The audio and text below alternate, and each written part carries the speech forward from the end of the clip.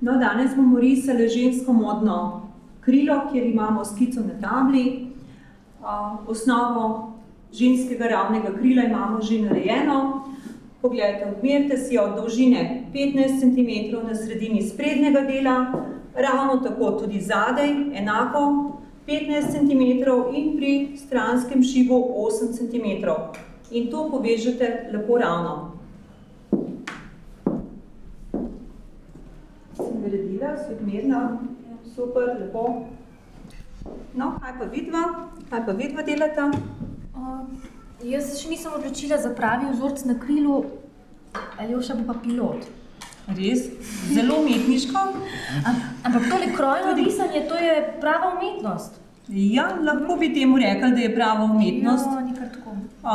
Malo je treba imeti smisla, malo poznati črte, prostorske razporeditve, ker drugače je kar težko, ja. Recimo, en tak kroj krila, to je za kateri letnik? Kroj krila je za prvi letnik. To je eno izmed najlažjih oblačil.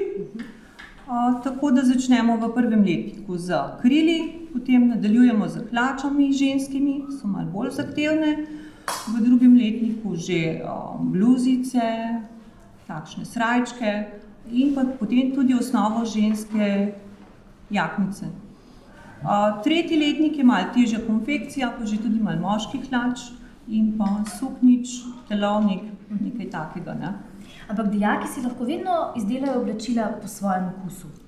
Seveda, neke določene zakonitosti so, ne, ampak se tudi malo njim prilagajamo, tako da ni težav pri tem, ker uporabijo svoj smisel, ne. Vsak ima svoje želje, svoj talent, svoj način oblačenja in spremljanja mode. In tako se prilagajamo tudi njim. Pri pouku rišete tudi za kakšne stranke?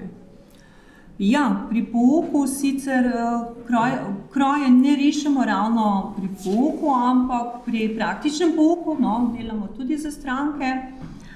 Veliko je popravil, ampak izdelamo pa tudi čisto konkretno oblačilo po željah stranke. Mislim, da ni nobenih problemov, tudi dekleta, ko gredo na maturantski ples, si zašijejo oblačila same.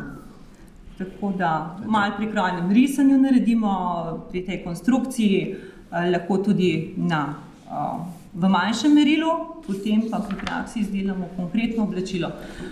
Moram reči, da so zelo lepo. Za modno skico lahko jaz potem grem nekomu, da mi naredi tehnično skico, če si sam narišem kako predlogo.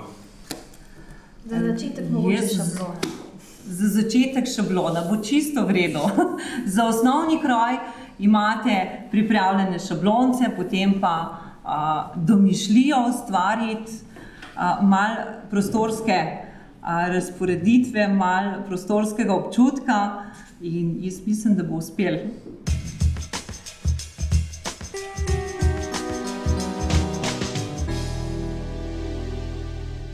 V prvem letniku predvsem zavisi od modularnosti, s katero mi začnemo pri izobraževanju v tem programu. Odvisno je od tega, ali se odločimo za otroška oblačila, ženska, moška ali so to športna in potem je praksa na to naravnana. Seveda pa na začetku začnejo z začetnimi znanji, spoznavanjem morda tudi šivalnega stroja, ker mnogi ga doma nimajo in nekateri niti ne vedo, kako izgleda.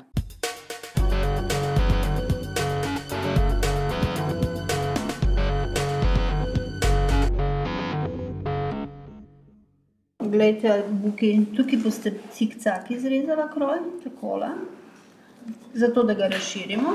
Potem boste šla po tej modri liniji, vidite, ker smo jo prej popravljali, ne? Po tej do konca gor in na tej strani po tej drugi modri liniji, ne? Tako da zdaj, če si tako vi pogledate, ne, oddaleč, vedno morate oddaleč malo kroj opazovati, ne? In se osredotočiti na eno linijo, kar imate tukaj glede na model, ne, kar ste si ga naredila. In da vam lepo linija teče. Ja? A bo šlo? Če ni pa ne, pa še dajte vsašati. Ja? V redu?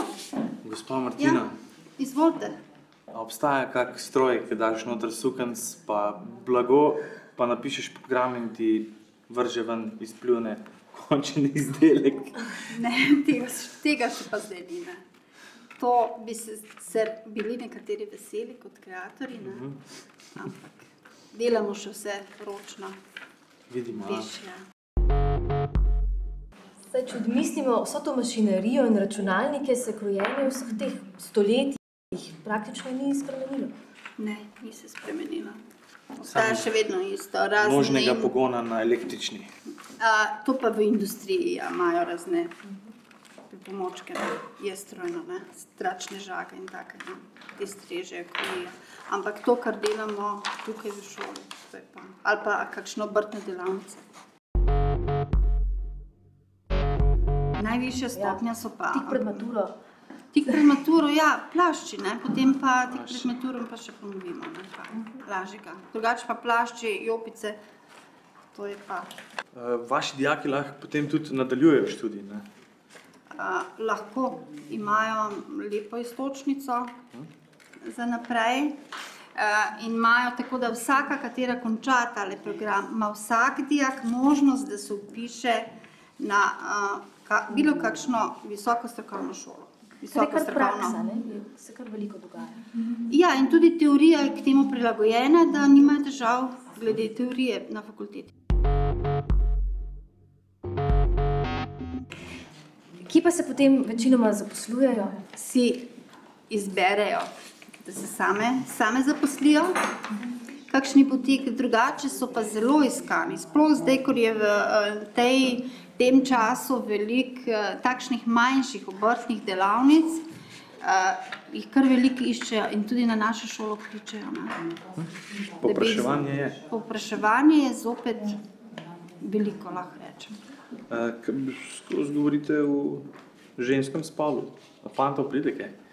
Tudi letos imamo v prvem letniku zopet fanta, drugače pa nas je lani zadnji zapustil. No, šivanje za moške je pravzaprav najtežje. Najtežje in tudi zelo iskano.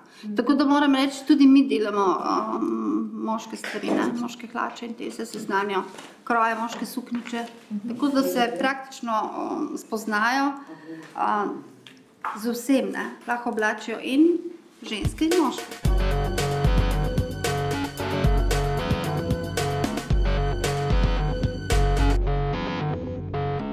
Kati midvi bova pripravila računalnik za digitalizacijo, zato bova vklopile novi list, dali na ekran, povečala in vklopile funkcijo digitalizacija, ter dali tole miško na list. Profesor Martina, dajte mi povedati, kaj je v tej napravi, digitalizirani mizi. No, s to pomočjo te digitalizirane mize in s pomočjo miške mi vnašamo osnovne kroje v računalnik. Torej narisane, jih nalepite na mizo in miza potem miško zazna, kako? Ja, miška se pomočjo teh tipov točk zazna, vsak ima svoj pomen, od krivulje, notranje točke, zarez, stabilnih točk, ravnih niti. In to vam potem omogoča pač obdelavo digitaliziranih podatkov že, recimo predelavo kroja v drugo velikost in tako ali kaj? Ja, tudi to. Tudi to v tem programu lahko povečamo, gradiramo, mislim, to se imenuje, zato je tudi tukaj ob strani gradirni sistem, da lahko povečamo ali pa zmanjšamo ta osnovni kroj, potem mu lahko dodamo vse šive, tako da nam je veliko delo prihranjeno s tem računalnikom. V prejšnjih letih se vse v bistvu nepogrešljiv element, ne? Nepogrešljiv element. In se v glavnem se to v industriji se dela s pomočjo računalnika.